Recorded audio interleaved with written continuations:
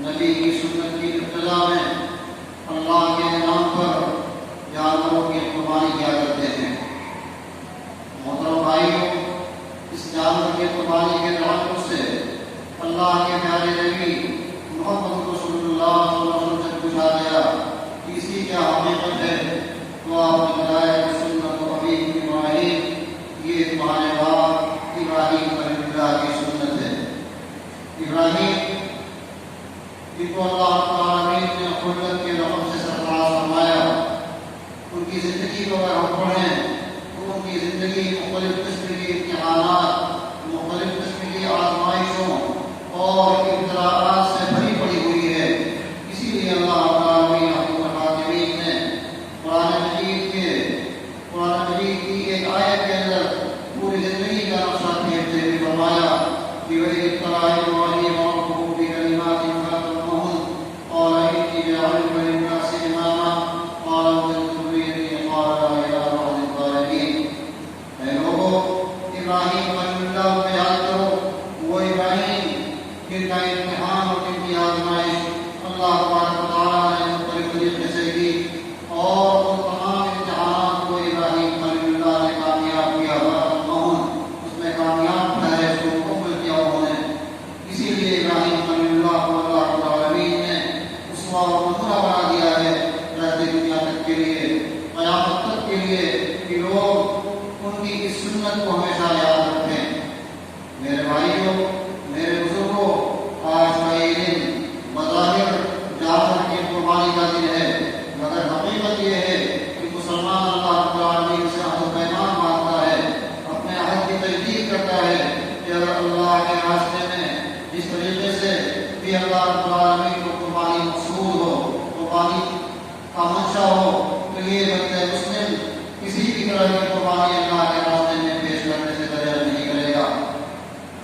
ابراہیم خلیل اللہ کی زندگی بابل و بیرما کی مستقبل گواہی دیتی ہے کہ جب ابراہیم خلیل اللہ نے ایک بت پرست گھرانے میں آنکھ کھولی اور بڑے ہوئے، اس کے بعد اللہ رب العالمین نے جب ان کو نبوت اور رسالت کے منصب سے سرفراز فرمایا تو سب سے پہلے اپنے گھر کے دعوت و تبلیغ کا کام شروع کیا، توحید کے پیغام کو اپنے گھر میں پیش کیا، اپنے ابا کے سامنے پیش کیا، اور اس کے بعد جب گھر میں ان کی دعوت کارگر نہیں ہوئی تو اس کے بعد گھر سے نکل پڑے اور وقت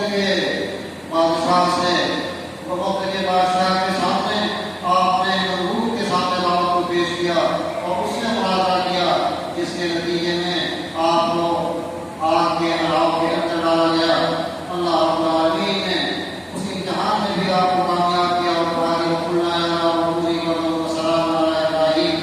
اے آج ہمارے خلیل ابراہیم کے اوپر امن و سلامتی والی درجہ، اور اس طریقے سے ابراہیم خلیل اللہ کی زندگی مختلف قسم کی آزمائشوں سے گزرتے ہوئے جب اللہ رب العالمین نے بڑھاپے کی تحریر کے ابراہیم نے قدم رکھا، 80 سال کی عمر ہو گئی، اور جب انہوں نے کہا وقال انی ذاہب الی ربی سیہدین رب ہب لی من الصالحین وبشرناہ بغلام حلیم۔ ابراہیم خلیل اللہ نے اپنے شہر کو، اپنے گھر کو، اپنے خاندان کو، اپنے ملک کو اللہ کے لیے قربان کرتے ہوئے انہوں نے کہا کہ میں تو اب جا رہا ہوں، میرا پروردگار میری رہنمائی کرے گا، اور اس کے بعد اللہ سے فریاد کیا کہ رب ہب لی من الصالحین، اور اے اللہ مجھے نیک اور صالح اولاد عطا کر۔ میرے بزرگوں اور میرے بھائیوں، یہیں سے اس بات کا بھی پتہ چلتا ہے کہ اولاد کی تمنا، اولاد کی نعمت بہت بڑی نعمت ہے، لیکن اس کے ساتھ ساتھ ہمیں اس بات کی فکر ہونی چاہیے کہ اولاد نیک اور صالح ہو۔ جب بھی اللہ کے حضور ہم اولاد کے لیے دعا کریں، اس کے ساتھ ساتھ یہ قید بھی لگا دیں کہ رب ہب لی من الصالحین، اے اللہ ہماری اولاد ہو وہ نیک اور صالح ہو۔ اللہ رب العالمین نے ابراہیم خلیل اللہ کی اس فریاد کو، اس تمنا کو اس حیثیت سے پورا فرمایا، مجھے بشارت دی وبشرناہ بغلام حلیم، ہم نے اپنے ابراہیم کو بشارت سنائی کہ تمہیں ہم نیک اولاد اور بردبار اولاد، صبر کرنے والی اولاد سے نوازیں گے، اور جس کے نتیجے میں اللہ تعالیٰ نے ابراہیم خلیل اللہ کو حضرت ہاجرہ کے بدن سے اسماعیل کی شکل میں مراد پوری فرمائی. اور جب ابراہیم ابھی دودھ پیتے بچے ہی تھے، اللہ رب العالمین کو ایک اور بڑا امتحان موصول ہوا. ابراہیم کا اور امتحان لے لیا جائے. اللہ کا اشارہ یہ ہوا کہ اپنے چھوٹے سے پریوار کو، اسماعیل کو اور ان کی اماں ہاجرہ کو لے جا کر کے عرب کے اسلام میں مکہ مکرمہ کے بیعت میدان میں جا کر چھوڑ آئیے.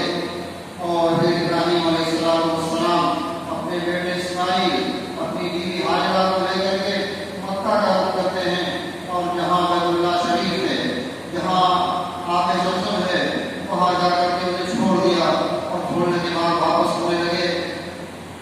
اماں ہاجرہ نے پوچھا کہ ابراہیم، ہم لوگوں کو کس کے سہارے چھوڑ کر کے آپ جا رہے ہیں؟ بار بار پوچھنے کے بعد جب ابراہیم نے کوئی جواب نہیں دیا تو اماں ہاجرہ نے کہا اللہ امرک بہذا، ابراہیم یہ تو بتا دیجیے کہ کیا اللہ رب العالمین کا حکم یہ ہے، اللہ کا یہ منشا ہے؟ تو انہوں نے اشارہ کیا کہ ہاں یہ اللہ کا منشا ہے. اماں ہاجرہ کا ایمان بولتا ہے اور کہتی ہیں کہ اللہ اگر یہ اللہ کا منشا ہے تو اللہ تبارک تعالیٰ ہم لوگوں کو کبھی ضائع اور برباد نہیں کرے گا، ہمیں حرام نہیں کرے گا. میرے بھائیوں، نوجوانوں، آپ قربان جائیے اس ایمان کے اوپر. آپ تصور کی دنیا میں جائیے، وہ جگہ جہاں کوئی انسان نہیں ہے، جہاں کوئی پرندہ نہیں ہے، جہاں کوئی ہریالی نہیں ہے، جہاں زندگی گزارنے کا کوئی سامان نہیں ہے. اور کس طریقے سے بے آب گیا میدان میں اپنے چھوٹے سے پریوار کو، دودھ پیتے بچے کو اور جہیزی بیوی ہاجرہ کو چھوڑ کر ابراہیم خلیل اللہ واپس ہو جاتے ہیں. ایسا منظر رہا ہوگا، اس تصور میں آپ ڈوبیے. لیکن اماں ہاجرہ کا ایمان کہتے ہیں کہ اگر اللہ رب العالمین کو یہی منشا، اللہ رب العالمین کا یہ منشا ہے تو اللہ تبارک تعالیٰ ہمیں کبھی ضائع اور برباد نہیں کرے گا. ابراہیم خلیل اللہ جب اپنے پریوار کو چھوڑ کر کے کچھ دور جاتے ہیں، کعبے کی طرف رخ کرتے ہیں اور ادھر رخ کر کے اللہ سے فریاد کرتے ہیں ربنا انی اسکنت من ذریتی بواد غیر ذی زرع عند بیتک المحرم ربنا لیقیموا الصلاۃ. اور اے اللہ، ہم نے اپنی اولاد کو تیرے گھر کے بعد بسا دیا ہے تاکہ یہ لوگ نماز قائم کریں، یہ لوگ نمازوں کی پابندی کریں. پروردگار عالم آپ نے دعا فرمائی وارزقهم من الطیبات لعلهم یشکرون. اور اے اللہ، ان لوگوں کو پاکیزہ روزی سے نواز دے تاکہ یہ لوگ تیرا شکریہ ادا کرتے رہیں. آج اللہ رب العالمین کے فضل سے ابراہیم خلیل اللہ کی دعا کی برکت ہے کہ آج ازبکستان کے اندر، مکہ کے آب گیا میدان کے اندر اللہ رب العالمین نے ہر طرح کی روزیوں سے لوگوں کو مالا مال فرمایا ہے. میرے بھائیوں، اس کے بعد ابراہیم خلیل اللہ اپنے اولاد کو چھوڑ کر کے چلے آتے ہیں. رفتہ رفتہ اسماعیل بڑے ہو جاتے ہیں اور جب چلنے پھرنے کے قابل ہو جاتے ہیں، اس پوزیشن میں ہو جاتے ہیں کہ اپنے باپ ابراہیم کے کام میں ہاتھ بڑھا سکیں. اللہ رب العالمین نے اس منظر کی نقشہ کشی کی ہے. فرمایا فلما بلغ معه السعي قال يا بني إني أرى في المنام أني أذبحك فانظر ماذا ترى. اللہ رب العالمین نے اس آیت کے اندر اس قربانی کی طرف اشارہ کیا ہے جس قربانی کو زندہ کرنے کے لیے ہم لوگ آج یہاں اکٹھا ہوتے ہیں، ہم لوگ عید قربہ مناتے ہیں. اللہ نے اس کی طرف اشارہ کیا کہ جب اسماعیل، ان کے بیٹے ابراہیم کے بیٹے اسماعیل جب کچھ بڑے ہو گئے، چلنے پھرنے کے لائق ہو گئے، دوڑنے کے لائق ہو گئے، اور یا بنی انی ارى في المنام اني اذبحك فانظر ماذا ترى. تو ابراہیم خلیل اللہ نے اپنے خواب کا تذکرہ کیا اپنے بھتیجے اسماعیل سے. ابراہیم خلیل اللہ نے خواب میں دیکھا کہ وہ اپنے ہاتھ سے اپنے بیٹے اسماعیل کو ذبح کر رہے ہیں. انبیاء کرام کا خواب سچا ہوتا ہے. اور اپنے اس خواب کا تذکرہ فرمایا کہ اسماعیل، میں نے خواب میں دیکھا ہے کہ میں تجھے اپنے ہاتھ سے ذبح کر رہا ہوں. فانظر ماذا ترى، بتاؤ تمہاری کیا رائے ہے. قال يا أيها المعذور ستجدني إن شاء الله من الصابرين. اس گفتگار، اس حلیم بچے نے جس کی صفت اللہ رب العالمین نے حلیم بتائی تھی کہ بڑا صابر ہوگا، بڑا بردبار ہوگا، اس نے اپنی فرمانبرداری کا، بردباری کا ثبوت پیش کرتے ہوئے کہا یا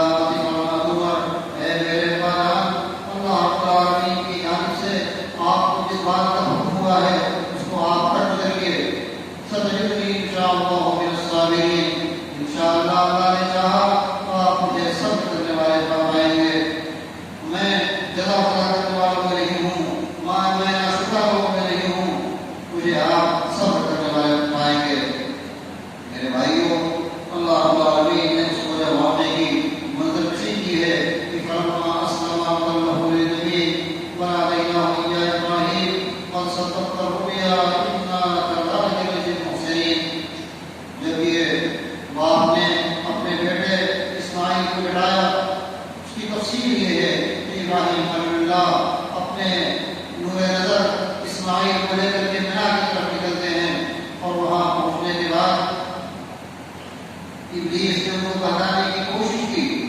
اس کے باوجود ابراہیم خلیل اللہ اسے بہکاوے میں نہ آ کر کے جب وہ اسماعیل کو لے کر کے مینا میں پہنچتے ہیں اور اپنی منزل کو پہنچ جاتے ہیں، اس کے بعد اسماعیل کو بٹھاتے ہیں.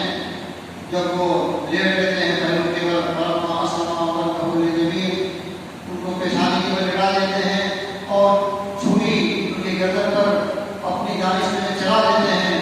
اللہ رب العالمین کی جانب سے آواز آتی ہے ونادیناہ یا ابراہیم، ہم نے ان کو آواز دیا، ہم نے ان کو پکارا کہ اے ابراہیم قد صدقت الرؤیا انا کذلک نجزی المحسنین. تم نے جو خواب دیکھا تھا، تم نے اپنی دانش میں اس قربانی کو ادا کر دیا، اسماعیل کو اللہ کے راستے میں تم نے ذبح کر دیا. قد صدقت الرؤیا انا کذلک نجزی المحسنین. ہم نیکی کرنے والوں کو اسی طرح بدلہ دیتے ہیں. وفدیناہ بذبح عظیم. اللہ نے فرمایا کہ ہم نے اس کے بدلے میں ایک بڑی قربانی پیش کی. اس کی تفصیل آتی ہے کہ اللہ رب العالمین نے جنت سے ایک بیڑا بھیج دیا اور اسماعیل کی جگہ وہ بیڑا اللہ کے راستے میں ذبح ہو گیا. میرے بھائیوں، یہ وہ سچی کہانی ہے، یہ ایک نبی کی کہانی ہے. باپ بھی نبی، بیٹا بھی نبی، ان لوگوں کی یہ کہانی ہے اللہ رب العالمین کے راستے میں. جان نثاری کی کہانی، قربانی کی کہانی. اللہ رب العالمین نے اس واقعے کو ہمیشہ کے لیے زندہ اور جاوید بنا دیا. یہ قربانی صبح قیامت تک باقی رہے گی. یہ مسلمان جب تک اس روح زمین پر ہے اس قربانی کو زندہ کرتا رہے گا.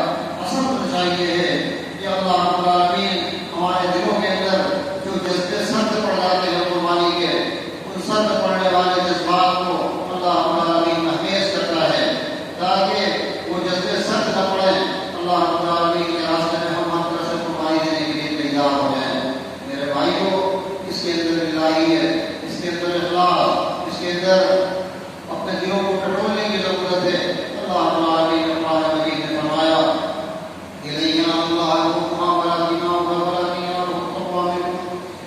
قربانی کا گوشت، قربانی کا خون اللہ رب العالمین کو نہیں پہنچتا ہے. جو چیز اللہ رب العالمین کو مقصود ہے وہ آپ کا تقویٰ، آپ کی الہیت، آپ کی خشیت، آپ کے اندر خوف و خداوندی کتنی ہے اللہ رب العالمین کی دیکھنا چاہتا ہے. اس واقعے میں بھی، اسماعیل کے واقعے میں بھی اللہ رب العالمین نے اسماعیل کو ذبح نہیں کرایا. حقیقی منشا یہ تھا کہ اسماعیل کے دل کو ٹٹولا جائے، ابراہیم کے دل کو ٹٹولا جائے. ان کے اندر اللہ کے راستے میں قربانی کرنے کا کتنا بڑا جذبہ ہے.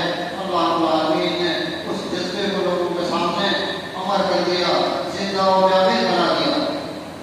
میرے بھائیوں، یہ قربانی جو اللہ کے راستے میں پیش کرتے ہیں، اس میں اس بات کی ہمیں تعلیم دی گئی کہ ہم معاشرے اور سماج کے مخلوق الحال طبقے کا خیال کریں. اسلام انسانیت کا مذہب ہے، اسلام غربہ بھرنے کا مذہب ہے، اسلام معاشرے اور سماج کے تمام لوگوں کی خبرگیری کرنے کا مذہب ہے. اسی لیے اللہ نے کہا کہ تم قربانی کرو. تو قربانی میں کرنے کے ساتھ ساتھ قربانی کے گوشت میں اپنے نادار، مسکین، غریب، معاشرے اور سماج کے مخلوق حال لوگوں کا خیال کرو. فرمایا کہ فَكُلُوا مِنْهَا وَأَطْعِمُوا الْقَانِعَ وَالْمُعْتَرَ. اے لوگوں، قربانی کے گوشت میں سے تم خود بھی کھاؤ اور اس کے ساتھ ساتھ معاشرے اور سماج کے ان لوگوں کی خبرگیری کرو جو خودکار ہوتے ہیں، جو ضرورت کے باوجود ان سے دست سوال نہیں پھیلاتے، ان کی بھی خبرگیری کرو. اور جو لوگ ان سے دست سوال کرتے ہیں، ان سے منہ کھولتے ہیں، ان کی بھی خبرگیری کرو. اللہ نے کہا کہ فَكُلُوا مِنْهَا وَأَطْعِمُوا الْبَائِسَ الْفَقِيرَ. اے لوگوں، قربانی کے گوشت کو تم خود بھی کھاؤ اور اپنے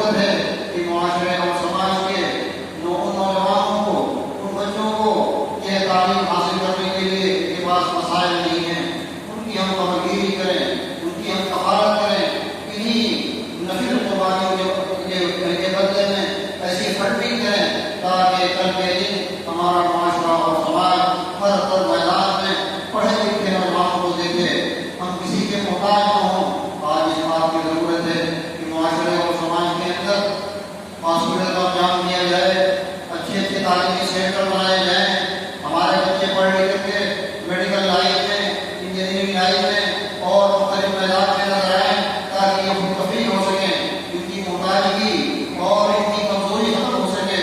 میرے بھائیوں، اگر ہم اپنے بنیادی پیسے سے ان کاموں کو نہیں کر سکتے ہیں، لیکن نفی و قبالیوں کے پیسے سے ہم یہ ایک بڑا کام انجام دے سکتے ہیں۔ اس مصیبت کی گھڑی میں، اس لاک ڈاؤن کے لمبے عرصے میں ہمیں ان چیزوں کو سیکھنے کی ضرورت ہے۔ یہ خوشی کا دن ہے۔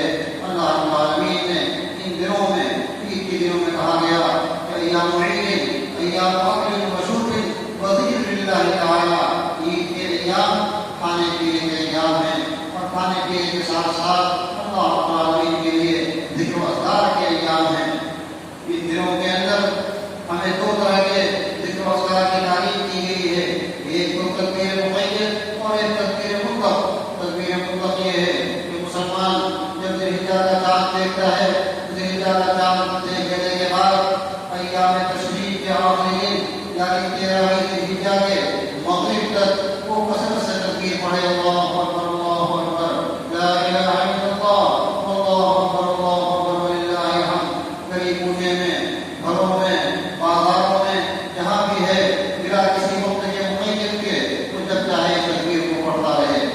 اور اس کے ساتھ ساتھ ایک تکبیر مقید ہے، نبی اکرم محمد رسول اللہ صلی اللہ علیہ وسلم اور آپ کے صحابہ کرام 9ویں ذوالحجہ کو فجر کی نماز کے بعد سے لے کر کے 13ویں ذوالحجہ کو عصر کی نماز تک تمام فرض نمازوں کے بعد آپ اس تکبیر کا اہتمام کرتے تھے۔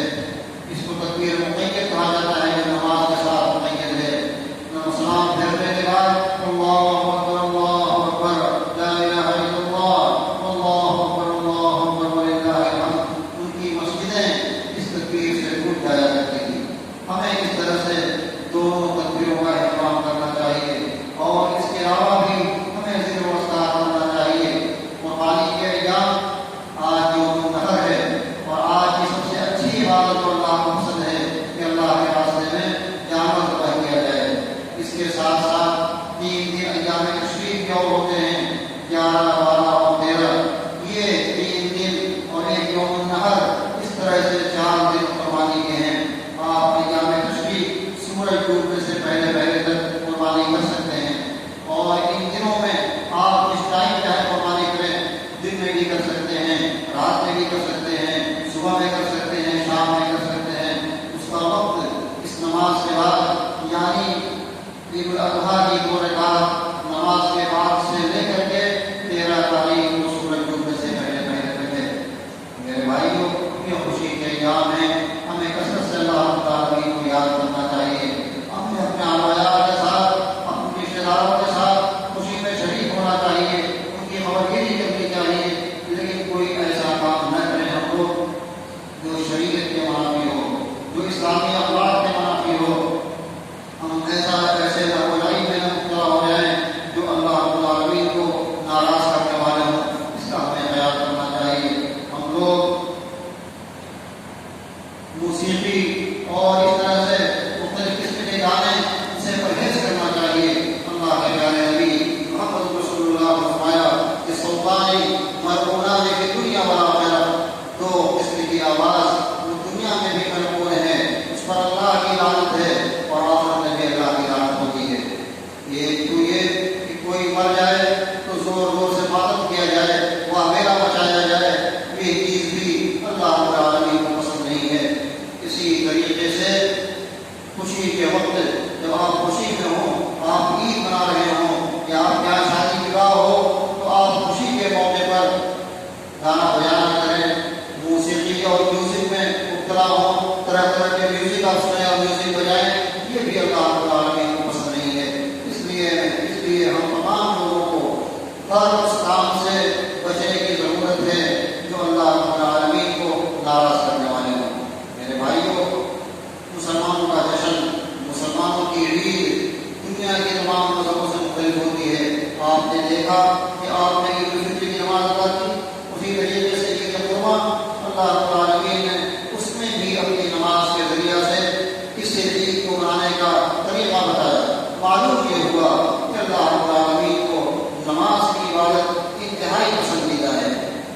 لیے اس عبادت کے ساتھ ساتھ ہمیں پنج وقتہ نماز جو ہمارے لیے فرض کی حیثیت رکھتا ہے، جو اسلام اور غیر اسلام میں حد فاصل کی حیثیت رکھتا ہے، ہمیں پنج وقتہ نماز کا اہتمام کرنا چاہیے۔ میرے بھائیوں، حالات کے پیش نظر مسجدوں میں اجتماع کرنا، مسجدوں میں بھیڑ بھاڑ کرنا اس کی بندش ہے، لیکن ہمیں ہمارے لیے نماز تمام نہیں ہے، بلکہ یہ وقت ہے کہ ہم اپنے گھروں میں نمازوں کا اہتمام کریں، جماعت کا اہتمام کریں۔ ہمارے بچے، ہماری بیویاں جو صحیح طریقے سے نماز نہیں پڑھ سکتی ہیں، ان کو ٹریننگ دینے کا، ان کی تربیت کرنے کا یہ اچھا موقع ہے۔ اس لیے ہم لوگ نماز سے غافل نہ ہوں۔ نماز اگر مسجد میں جماعت کے ساتھ نہیں ادا کر سکتے ہیں حالات کے پیش نظر، تو اپنے گھروں میں ہم نماز کا باقاعدہ اہتمام کریں۔ اور میں بھائیوں میں آخری بات کرنا چاہتا ہوں، اس مذہب اسلام یہ صفائی کا مذہب ہے۔ جتنی صفائی اور ستھرائی کی تعلیم اسلام کے مذہب میں کر دی گئی ہے، دنیا کے کسی مذہب کے اندر اتنا اہتمام نہیں کیا گیا ہے۔ آپ نماز پڑھنے آتے ہیں تو آپ کے لیے ضروری ہے کہ آپ اپنے دل و دماغ کو صاف کریں، اس کی صفائی کریں، اپنے کپڑے کو صاف رکھیں، اپنے جسم کو صاف رکھیں، جسم کے ہر ایک اعضاء کو صاف رکھیں۔ جس جگہ آپ نماز پڑھ رہے ہو وہ جگہ بھی صاف ستھری ہو۔ بلکہ یہاں تک کہہ دیا گیا کہ صفائی یہ آدھا اسلام ہے، آدھا اسلامی صفائی ہے۔ میرے بھائیوں، وہ قوم جو صفائی کی علم بردار رہی ہو، آج اس کو گندگی سے تعبیر کیا جاتا ہے۔ ضرورت اس بات کی ہے کہ ہم اپنی شکل نہ خراب کریں۔ میری گزارش یہ ہے کہ ہم جب قربانی کریں تو قربانی کے جانور کے جو فضلات ہوتے ہیں، اس کی جو ناک وغیرہ ہوتی ہے، ہم اس کو اس کی جگہ میں پھینکیں۔ گلی کوچے کو ہم متوقف نہ کریں، گلی کوچے میں ہم قربانی نہ کریں۔ ہم اپنے برادران مدد کے جذبات کو ٹھیس کر پہنچائیں، ان کے جذبات کا بھی ہم خیال رکھیں۔ اسلام کی باتوں کی تعلیم دیتا ہے۔ اللہ رب العالمین نے اپنے پیارے نبی محمد رسول اللہ صلی اللہ علیہ وسلم کو بھی پاکیزگی کی تعلیم دی۔ یا ایھا المدثر قم فانذر وربک فطہر وثیابک فطہر۔ اے نبی، آپ بھی اپنے کپڑے کو صاف ستھرا رکھا کیجیے۔ اس لیے میرے بھائیوں، قربانی کے احتیاط میں صفائی اور ستھرائی کا خیال کرنا ہمارے لیے بنیادی فریضہ ہے۔ ہمارے گلی کوچے، ہمارے گھر، ہمارے محلے کے روڈ، یہ سب صاف ستھرے رہیں۔ ہم اسلام کو داغدار نہ کریں، اسلام کو بدنام نہ کریں۔ اسلام اس طریقے سے گندگی کی تعلیم دیتا ہے۔ یہ ہمارے لیے بہت بنیادی چیز ہے۔ ایسے موقع پر حکومت کی جو گائیڈ لائن ہے، حکومت کی جانب سے جو ہدایات ہیں، ہم اس پر عمل کریں اور کھلے عام گوشت کو لے کر کے ادھر ادھر نہ پھریں تاکہ دوسرے کے جذبات کو ٹھیس نہ لگے۔ آئیے اللہ رب العالمین سے دعا کریں۔ پروردگار عالم، ہم تمام لوگوں کی باتوں کا اخلاص پیدا کر، الہی ہمارے قربانی کو تم قبول فرمائے۔ بارے ہمیں نیک اور نیک بنا دے۔ الہی ہمیں جو لوگ بیمار ہیں سب کو شفایا کر دے۔ بارے ہمیں جو لوگ بے روزگار ہیں ان کے لیے جائز اور حلال روزگار کا انتظام کر دے۔ الہی ہمیں جو لوگ مقبوض ہیں ان کے قصد میں ادائیگی کی سبیل بنا دے۔ بارے دنیا بھر میں کورونا وائرس نے ایک ہنگامہ برپا کر دیا ہے۔ پروردگار عالم، اگر واقعی اس کی حقیقت ہے تو اس کو ختم کر سکتا ہے۔ بہت ہی حقیر مخلوق تیری پروردگار عالم، انسانیت کو، دنیا کے تمام انسانوں کو، دنیا کے تمام انسانوں کو، انسان جہاں جہاں مسلم پروردگار عالم، تو ان تمام انسانوں کو کورونا وائرس کی حیثیت سے محفوظ کر دے۔